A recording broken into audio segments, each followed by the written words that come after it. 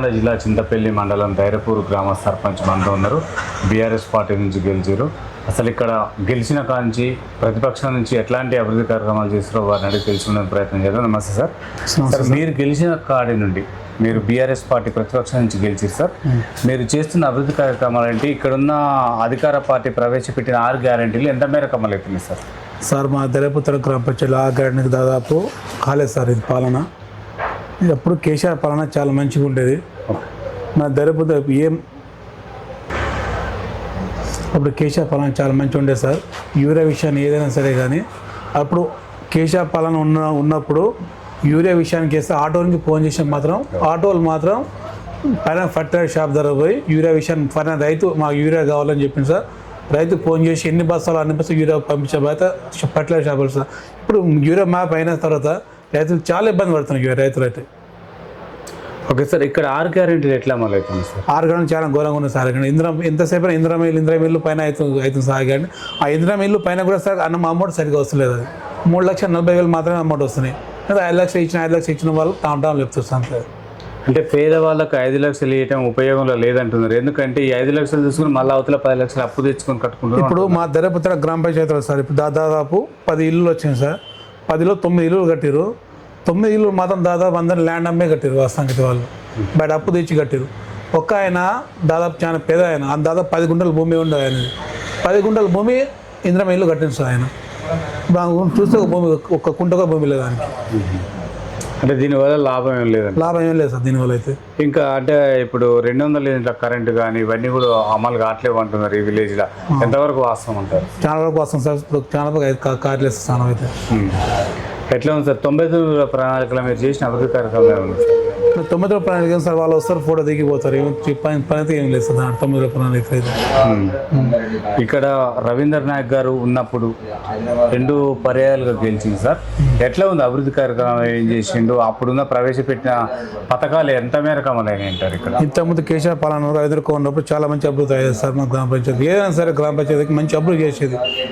మన ఇప్పుడు బాలనాయక్ వచ్చినాం కదా, దాదాపు ఏదైనా చూస్తే ఫోటో కాల్ మాత్రమే ఉంది సార్. ఓకే సార్, ఇప్పుడు బాలనాయక్ గారు వచ్చిన తర్వాత ఎట్లా ఉంది? బాలనాయక్ గారు ఏమి అభివృద్ధి అయింది సార్? బాలనాయక్ వచ్చినాక అట్లే అదే గ్రామం ఉంది, అదే ఉంది. ఈ గ్రామంలో సీసీ రోడ్లు ఎంత మేరకు పూర్తి అయినంటారు సార్? అదే మా గ్రామ పంచాయతీ బాలనాయక్ వచ్చినాక దాదాపు ఒక సీసీ రోడ్ కూడా మాకు వేయలేదు సార్. మాకు గతంలో కూడా వేయలేదు. మాకు కేశవ్ ఉన్నప్పుడు మంచి సీసీ రోడ్ మాకు వచ్చేది దాదాపు. ఇప్పుడు బాలనాయక్ దాదాపు 2.5 సంవత్సరాలు అవుతుంది సార్. ఒక సీసీ రోడ్ కూడా మాకు వేయలేదు. విద్యా వైద్యం ఎట్లా అమలు అవుతుంది సార్? విద్యా వైద్యం చాలా గౌరవం ఉంది సార్. విద్యా వైద్యం బడిబాట కార్యక్రమం చేశారు. ఏం చేయాలి? బడిబాట చాలా గౌరవం ఉందని విద్యా కాలం సార్. మొత్తం ప్రైవేట్ స్కూల్కి పంపిస్తారు. గవర్నమెంట్ కూడా గవర్నమెంట్ స్కూల్ పంపించాలనేది ఆలోచన వాళ్ళు రావాలి. అదే ఎందుకు ఇక్కడ ప్రభుత్వ పాఠశాల చేరుపుతలేదు పిల్లలు? అదే చాలా గౌరవం ఉంది సార్. ప్రభుత్వం ఉపాధ్యాయులు కరెక్ట్ లేరా? మధ్యాహ్నం భోజనం కూడా పెడుతున్నారు, ఉదయం టిఫిన్ కూడా పెడుతున్నారు కదా సార్? టిఫిన్ మా జీప్ అయితే ఉదయం టిఫిన్ అయితే పెడతలేరు సార్. అది ఇప్పుడు హరితారంలో భాగంగా నర్సరీలు మీరు ఎట్లాంటి మొక్కలు నాటుతున్నారు సార్? నర్సరీ మీద పట్టించుకోలేదు సార్ ప్రభుత్వం. గత ప్రభుత్వం మంచి పట్టించుకుంది. ఈ ప్రభుత్వం పెద్ద పట్టించుకోలేదు నర్సరీ పేరు మీద. అసలు పట్టించుకోలేదు. మరి ఎట్లా ఇప్పుడు ఆ మొక్కల పంపిణీ చేయాలి కదా? మొక్కలు ఎట్లా ఉన్నాయి సార్? మొక్కలు ఎవరికి ఇవ్వలేదు, ఇంకెవరికి వెళ్ళలేదు. ఎందుకు మరి ఎట్లా జాపం ఎక్కడ? ప్రభుత్వం ముందు వస్తలేదు కదా సార్. ఎవరికి ఆ ప్లాన్ ఈ ప్లాన్ వాళ్ళ టైం టేబుల్ చెప్తలేదు కదా సార్. వాళ్ళు ఎప్పుడంటే చెప్తలేరు వాళ్ళు. సార్, ఇప్పుడు నిందమన్న జరుగుతుంది, ఇప్పుడు జరుగుతున్న సర్పూర్ కార్యక్రమం ఎట్లా జరుగుతుంది సార్? హోటల్ సార్ దాదాపు ఇది హోటల్గా మంచిగా ఉంది సార్. వాస్తవానికి అయితే దాదాపు మన గ్రామ పంచాయతీ దాదాపు మా గ్రామంలో 800 ఓట్లు ఉండేది. దాదాపులో 100 ఓట్లు దాకా పోతున్నాయి సార్. డబల్ ఓట్లు అనేది దొంగ ఓట్లు అనేది వెళ్ళిపోతున్నాయి సార్. ఇక్కడ మీ గ్రామంలో గ్రంథాలయం కావాలి, తర్వాత ఇంకుడు గుంతలు కావాలంటున్నారు ప్రజలు. మీ దృష్టిగా వచ్చిందా సార్? సార్ మన గ్రామ పంచాయతీకి ఏం కావాలి? ఫస్ట్ డ్రైనేజ్ కావాలి. డ్రైనేజ్ నీటి కూడా ఫస్ట్ డ్రైనేజ్ ఎంత చేసినా డ్రైనేజ్ ఉంటే ఊరు బాగా పడుతుంది సార్. మరి లైట్ ఒకటి మనకు డ్రైనేజ్ ఒకటి, లైట్ ఒకటి. మరి ఇక్కడ ఉన్నాయంట లేవు సార్. అది ఎట్లా మరి? ఇంకుడు గుంతలు కావాలి కదా, ఎట్లా చేస్తారు మీరు? ఇంకుడు గుంత కావాలంటే ప్రభుత్వం పోతే ఇంకా శాంక్షన్ అయితే లేదు, శాంక్షన్ కాలేదు అంటారు సార్. ఇంకా కావట్లే అంటారు. మరి ఇప్పుడు మీ దృష్టి తీసుకొస్తున్నారా, మాకు కావాలని ఎవరైనా అప్లికేషన్ పెట్టుకుంటారు, పెడుతారు సార్, అప్లికేషన్ పెడతారు సార్. వాళ్ళకి మీరు ఏం చెప్తున్నారు? వాళ్ళు ఏం చెప్తుంటే ఇక పైకి వస్తారు బైక్లో వస్తారని చెప్తాను ఎంతసేపు వాళ్ళకి. సార్ ఇక్కడ నిరుద్యోగ యువతకి ఉపాధి కల్పన ఎట్లా ఉంది సార్? అంటే బీఆర్ఎస్ అధికారం ఉన్నప్పుడు ఎట్లా కల్పించారు, కాంగ్రెస్ వచ్చిన తర్వాత నిరుద్యోగ యువతకి ఎట్లా? టీఆర్ఎస్ కాలంలో సార్ దాదాపు కొన్ని లక్షల ఉద్యోగాలు వచ్చేది అప్పుడు. ఇప్పుడు మన కేసీఆర్ మనకు రేవంత్ రెడ్డి పాలన వచ్చినప్పుడు ఉద్యోగాలు వచ్చారని గౌరవం ఉంది సార్. అది సార్ గ్రామ పంచాయతీ అభివృద్ధి కొరకు రాష్ట్ర ప్రభుత్వం నుంచి నిధులు రావట్లేవు అంటున్నారు.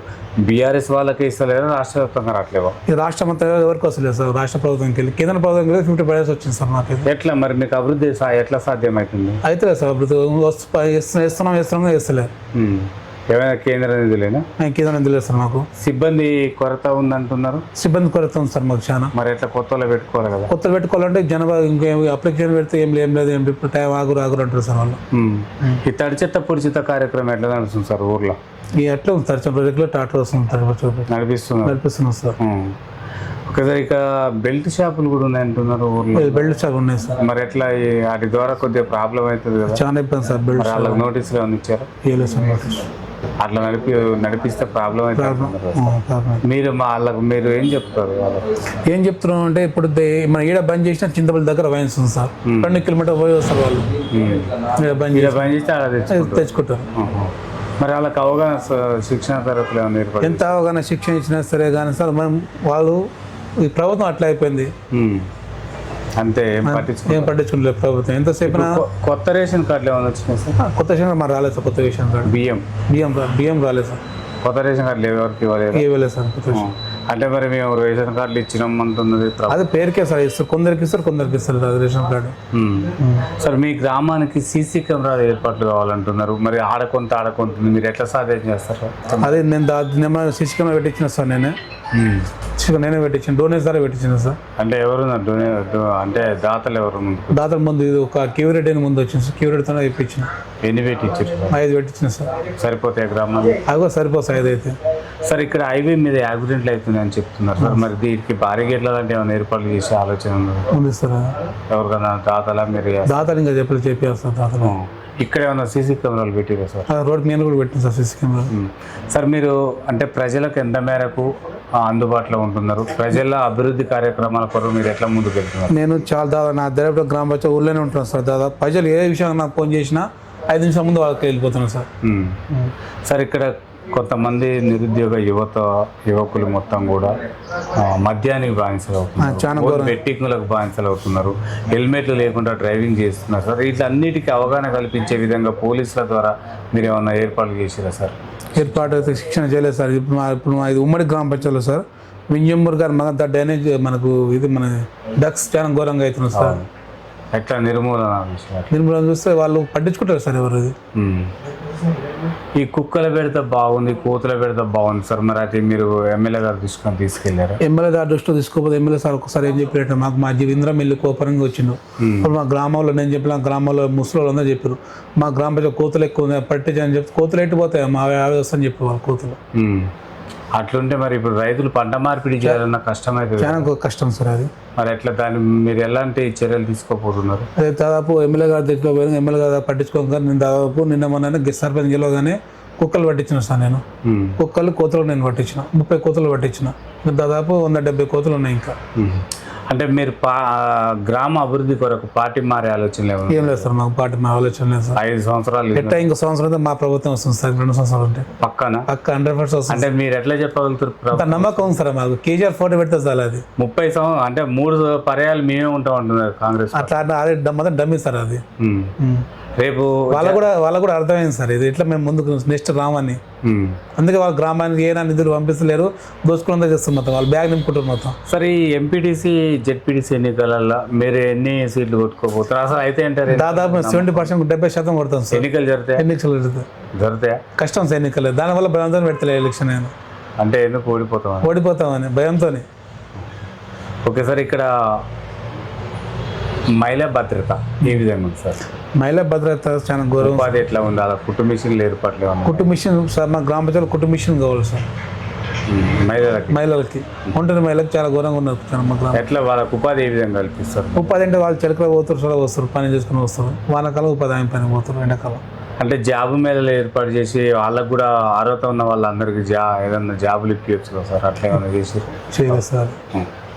మరి మీరు మిమ్మల్ని అంటే ప్రతిపక్షంలో ఉన్నా కూడా ప్రజలు నమ్మి ఓటేసి గెలిపించేది, మీరు వాళ్ళకి ఏం చెప్పాలనుకుంటున్నారు? మీ ఓటేసిన ప్రజలు, మా ఓటేసిన వాళ్ళకి చాలా మంది వాళ్ళకి ఏం హెల్ప్ ఉన్నా సరే ప్రభుత్వం పట్టించుకుని నేను సర్పంచ్గా నేను పట్టించుకుంటానని చెప్పిన వాళ్ళకి సరే అది చెప్పే పని బరాబర్ చేస్తున్నాను. మీకు ఎట్లా సాధ్యమైంది అభివృద్ధి కార్యక్రమం? నా సొంత సాయం చేస్తాను సార్ వాళ్ళకి, అంటే గ్రామానికి అభివృద్ధి చేస్తాను. మిమ్మల్ని గెలిపించిన యువతలకి మహిళలకి 5 సంవత్సరాలు మీకు బాధ్యతను ఏర్పడి, ఇంకోటి ఏంటంటే రైతులు ఇక్కడ కొన్ని వాళ్ళ పొలాల దగ్గరికి వెళ్ళే డొంకలు కూడా పెండింగ్ ఉన్నాయంటున్నారు, చాలా పెండింగ్ ఉంది సార్. భూభారత మన భూ సమస్యలు ఉన్నాయంటున్నారు. మరి అవన్నీ ఎట్లా సాధ్యమవుతాయి సార్? అది చాలా ఘోరం ఉన్నాయి సార్. భూభారత ఎట్లా చేస్తారు? మరి ఎట్లా చేస్తా అంటే వాళ్ళు మాట్లాడుకొని చేయాలి. వాళ్ళు ఇప్పుడు ఒక ల్యాండ్ వెళ్ళాలంటే వాళ్ళ పాలలు అందరూ ఒకటే సార్, వాళ్ళ పాలలు మాట్లాడుకుని బాట చేసేయాలి. సార్ మీతో పాటు ఉన్న అంటే వార్డు మెంబర్లు కానీ ఉప సర్పంచ్ మీ అభివృద్ధికి ఏ విధంగా చాలా మంది సహకరిస్తారు? అంత సహకరిస్తారు. అంటే ఇప్పుడు మీరు గ్రామ సభలలో గ్రామ సభలలో మీ దృష్టికి వచ్చిన మేజర్ సమస్య ఏమి సార్ గ్రామంలో? మా గ్రామంలో మేజర్ సమస్యలు ఒకటి విద్యుత్, కరెంటు సమస్యలు చాలా డ్రైనేజ్ సమస్యలు, రోడ్ సమస్యలు, వాటర్ సమస్యలు. వీటిని ఎట్లా పరిష్కరిస్తారు సార్ మీరు? ఇట్లా బట్టి నేను సర్పంచ్ గెలవగానే ఒక గ్రామ సభ పెట్టినప్పుడు మా తండ్రిలో చాలా విధంగా వాటర్ ఇబ్బంది ఉండి 5 బోర్లు ఇప్పించినాడు సార్. నేను 5 బోర్లు బరాబర్ పడ్డా, అన్ని ఊర్లో 5 బోర్లు పడ్డాయి. వాటర్ సమస్యలు తగ్గిపోయినాయి సార్. మరి భూ సమస్యలు ఎట్లుంటాయి? భూభారతి ద్వారా ఏమన్నా సెట్ అవుతున్నాయి? భూభారతి అమల్లో ఉందా ఇక్కడ? ఏం లేదు సార్. మళ్ళీ దాని ద్వారా ఏం సమస్య పరిష్కారం కాదా? దొరకదు, కష్టం సార్. ఎట్లా సార్ మరి నిరుద్యోగ యువత ఉపాధి లేక చాలా మంది అంటారు తిరగడం జరుగుతుంది, వాళ్ళకు ప్రభుత్వం ద్వారా కానీ ఏమన్నా కావాలని మీరు అది ప్రభుత్వం దృష్టిలో తీసుకోపోవాలి సార్. అది ఎమ్మెల్యే గారు ఎప్పుడన్నా వచ్చినా సార్ ఇక్కడ గ్రామ పంచాయతీ ప్రత్యేకంగా ఇందిరం ఇల్లు ద్వారా మాత్రమే వస్తాడు ఎమ్మెల్యే సార్, మిగతా టైంకి రాడు, లేకుంటే రాడు. ఎందుకంటే ఇక్కడ కాంగ్రెస్ సర్పంచ్ లేడు కాబట్టి. అంతేనా? ఇక్కడ మెయిన్ రోడ్కి కాంగ్రెస్ సర్పంచ్ ఏడు లేదు సార్. మొత్తం మాల్లా టీఆర్ఎస్, బీఆర్ఎస్, కుర్మేట్ల బీఆర్ఎస్, ఇద్దరు బీఆర్ఎస్, చింతవల్లి మాత్రమే ఒకటే కాంగ్రెస్ సార్. మొత్తం బీఆర్ఎస్, మొత్తం మెయిన్ రోడ్కి మొత్తం. అంటే కుర్మేడు కూడా బీఆర్ఎస్, చింతవల్లి కింద వస్తుంది కుర్మేడు. ఎందుకు అట్లా అయింది సార్? మొత్తం రైతుల వల్ల యూరియా విధంగా సార్. మొత్తం అది రైతులు తెలుసుకుంటే ఏదైనా అవుతుంది. రైతులు నా ఫర్టిలైజర్ షాప్ కదా, షాప్ రైతులు బాగా ఎందుకు ఓటేసిన ఆయనకి, నేను ఎందుకు ఓటేసినా ఇప్పుడు వచ్చి వాళ్ళు బాగుపడుతున్నాక ఇంకోసారి వస్తే చెప్పి మేము కొట్టుకోవాలంటారు రైతులే. యూరియా విషయానికి రైతు బంధు ఒకటి, రైతు బంధు టైం కేసీఆర్ పాలన ఉన్నప్పుడు 2 విడతలకు రైతు బంధు వచ్చేది. ఈ రేవంత్ రెడ్డి పాలన వచ్చినప్పుడు ఏ టైం రైతు బంధు నిన్న మన వేసింది సార్ ఆయన. 3 టైం వేయలేక ఇంకా కేసీఆర్ సంవత్సరం 2 సార్లు వేసేది. వాళ్ళకి మంచిగా ఇప్పుడు జూన్లో రైతు బంధు వస్తుంది. జూన్ విషయానికి ఏదైనా వస్తే వాళ్ళకు నాగలి కానీ పత్తి విత్తనాలు కానీ మందు బసాలు పనికి వచ్చేది. అది మన నవంబర్లో వేస్తున్నాం. మళ్ళీ నవంబర్లో టాటా కరికలు దున్నేటప్పుడు టాటర్లు కానీ మందు పనికి వచ్చేది రెండో పంటకి. ఇవి ఏ పంటకి ఇస్తున్నా తెలుస్తుంది. నేను మన పంటకి ఇస్తే టైంకి ఇస్తలేడు, టైంకి ఏ టైంకి సాంగ తెలియదు. అంటే ఇక మొత్తం ఉండేది సార్ అప్పుడు. మరి ఒకవేళ మళ్ళీ రవీంద్ర నాయక్ గారు గెలుస్తారు? పక్క 100% గెలుస్తారు. ఇక్కడ ఏమంటారు అంటే అంతా బాలనాయక్ మంత్రి పదవి ఇస్తే ఇంకా బాగుంటుంది అంటున్నారు. బాలనాయక్ మంత్రి పదవి వేస్తారు సార్. కష్టం అది మంత్రి పదవి బాలనాయక్ వేయడం. ఎట్లా? ఎందుకంటే మన నల్గొండ డిస్ట్రిక్ట్ మొత్తం రెడ్డి రాజ్యాంగం. మంత్రి ఇస్తే ఆయన కాకింది ఎందుకు మంతా? ఇప్పుడు నాగరం సాగర్, జాన్ రెడ్డి ఇద్దరు ఎంపీ ఎమ్మెల్యే. ఎంత ఎంపీ ఉన్న ఎమ్మెల్యే ఉన్నా సరే కానీ మంత్రి దగ్గర పోవాల్సిందే కదా సార్ అని చెప్పాల్సింది. దానివల్ల మన నల్గొండ దృష్టిలో ఎందుకు ఇద్దామని వాళ్ళు మైండ్లో పెట్టుకున్నాం. అంటే మొత్తం అంతా వాళ్ళే అని. మరి ఇస్తే ఇంకా అభివృద్ధి చేస్తా అంటున్నాడు. మరి ఎందుకంటే గిరిజనులకి మొత్తం కూడా ఉపయోగపడతాడు. ఇంతవరకు మాకు మంత్రి లేదు అంటున్నారు. మీకు మంచిదే కదా. మాకు మంత్రి ఇస్తే మా గిరిజనకి మంత్రి ఇస్తే చాలా మంచి ఇస్తారు కానీ ఏడుగా సార్ ఇప్పటి వరకు లేదు. దేవరకొండకి ఎప్పటి నుంచో మంత్రి లేదు. 2000 ఇప్పుడు నెక్స్ట్ కేసీఆర్ పల్లెను రవీంద్ర కుమార్ గెలిచిన పక్క బరాబర్ మంత్రి పదవి ఇస్తాం. నమ్మకం ఉంది. కేసీఆర్ మన తెలంగాణ రాష్ట్రంలో కేసీఆర్ ఫోటో పెడితే బరాబర్ కేసీఆర్ పాలన వస్తుంది పక్క. మళ్ళా మీరు బీఆర్ఎస్ అధికారం కోసం నమ్ముతున్నాం సార్. 100% నమ్ముతున్నాం. మరి మీ ప్రజలకు ఏం చెప్తావు ఈ విషయంలో? ఏ విషయం సార్? ఇప్పుడు ఈ ప్రభుత్వం మీద కానీ తర్వాత రానున్న ఎంపీటీసీ ఎన్నికల మీద కానీ మిమ్మల్ని గెలిపించి ఓటేసిన ప్రజలకు ఏం చెప్పాలనుకుంటున్నావు? మీ ప్రజలకు ఓటేసి గెలిపించిన ప్రజలకు ఏం చెప్పాలను? ఎట్లా మనకు ఇప్పుడు నెక్స్ట్ కేసీఆర్ పాలన వస్తుంది, ఒక సంవత్సరం అవుతుంది చాలు, మళ్ళీ కేసీఆర్ పాలన ఉన్నప్పుడు మా గ్రామ పంచాయతీ ఏదైనా అభివృద్ధి చేద్దాం, ఏ పాలన ఎవరికైనా ఇబ్బంది వస్తే అభివృద్ధి సాల్వ్ చేసే బాధ్యత నేను చెప్పిన వాళ్ళకి. ఒక సంవత్సరం అవుతుంది చాలు, మనం సంవత్సరం వరకు ఓకే పట్టాలి. ఓకే సార్, ఇక్కడ సర్పంచ్ గారు రానున్నది మన బీఆర్ఎస్ ప్రభుత్వమే, తొందరపడకండి అంటున్నాడు, అభివృద్ధి కూడా మంచిగా జరుగుతుంది అంటున్నాడు. అందుకో ఇంకో వ్యక్తితో మనం ముందుకు వస్తాం. తెలుగు టీవీ ఛానల్ చూస్తూనే ఉండండి.